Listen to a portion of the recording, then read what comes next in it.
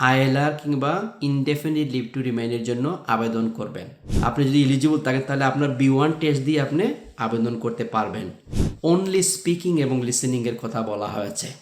B1 লেভেলটা B2 লেভেলে change হয়ে যাবে। হোম সেক্রেটারি শাবানা মাহমুদ ওনার বক্তব্যে তিনি সেটা তুলে ধরেছেন। যুক্তরাজ্যের হোম অফিস 5 মার্চ 2026 সালে statement of changes in immigration rules নামে যে রুলস প্রকাশ করেছে, সেখানে ইংলিশ ল্যাঙ্গুয়েজ টেস্টের ব্যাপারে একটা গুরুত্বপূর্ণ চেঞ্জ। সেই চেঞ্জটা কাদের জন্য? যারা আইএলআর কিংবা ইনডেফিনিট লিভ টু রিমাইনের জন্য আবেদন করবেন তাদের ক্ষেত্রে বর্তমান নিয়মে রিকোয়ারমেন্টটা হচ্ছে যেটা স্পিকিং এবং লিসেনিং B1 লেভেলে একটা সিকিউর ইংলিশ ল্যাঙ্গুয়েজ টেস্ট প্রোভাইডারের কাছে গিয়ে পরীক্ষা দেওয়া। এই রিকোয়ারমেন্টটা কিন্তু 2013 সাল থেকে চলছে।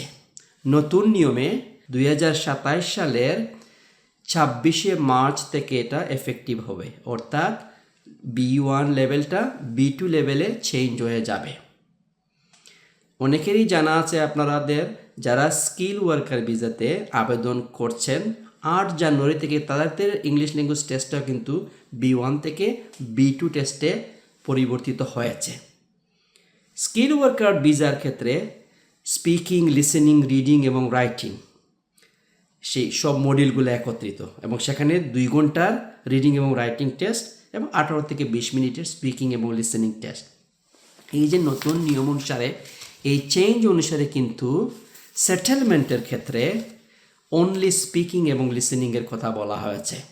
তবে B1 টেস্টটা হচ্ছে যেটা GCSE ইকুইভ্যালেন্ট লেভেলের lower intermediate level English test, এবং B2 টেস্টটা হচ্ছে A লেভেলের higher intermediate level English language test. আমি যদি কম্পেয়ার করি B1-এর সাথে শুধু স্পিকিং এবং লিসেনিং, B1-এ শুধু স্পিকিং এবং লিসেনিংয়ে বর্তমানে রাফলি 10 মিনিট সময় যায়। যদি একটা অ্যাপ্রুভ টেস্টের প্রোভাইডারের কথা যদি বলি, আমি ট্রিনিটি কলেজ, সেখানে 10 মিনিটের টেস্ট হচ্ছে। কিন্তু B2 টেস্টটা বর্তমানে যে টেস্টের যে স্ট্রাকচার রয়েছে স্পিকিং এবং লিসেনিংয়ের, সেটা 18 থেকে 20 মিনিট। B2 টেস্টের কনভারসেশনগুলা কমপ্লেক্স ইংলিশ লেভেলের হবে, কিন্তু B1 লেভেলের ইংলিশ যেটা সেটা হচ্ছে সিম্পল কনটেক্সটের কমিউনিকেশন। অর্থাৎ B2 লেভেলে যারা পরীক্ষা পাস করবেন তাদের ইংলিশটা কিন্তু নেটিভ ইংলিশদের মতো ফ্লুয়েন্ট হতে হবে না, কিন্তু নেটিভ স্পিকারদের সাথে কমিউনিকেট করতে হবে। এবং এটা মূল উদ্দেশ্য হচ্ছে যে গভর্নমেন্টের যে আনসেটেলমেন্ট রিফর্মের এটা একটা অংশ, যে it's design to reward those who contribute, integrate and play the roles. সেই জন্যই এটা করা হয়েছে। হোম সেক্রেটারি শাবানা মাহমুদ ওনার বক্তব্যে তিনি সেটা তুলে ধরেছেন।